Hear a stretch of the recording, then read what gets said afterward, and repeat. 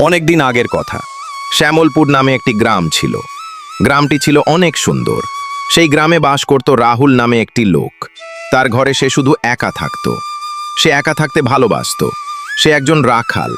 তার দুটো ছাগল ছিল, একটি সাদা এবং একটি লাল ছাগল। ছাগল দুটির নাম হলো, একটার নাম লালু আর একটার নাম কালু। সে ছাগলগুলোকে লালন পালন করত, আর সে প্রতিদিন সকালবেলা ছাগলগুলোকে মাঠে নিয়ে যেত ঘাস খাওয়াতে, আর সে পিছন পিছন লাঠি হাতে নিয়ে হেঁটে যেত। আর এইভাবে প্রতিদিন ছাগলগুলোকে রাস্তার উপর দিয়ে হেঁটে নিয়ে যেত। আর ছাগলগুলো বেশ সুন্দর হেঁটে চলে যেত।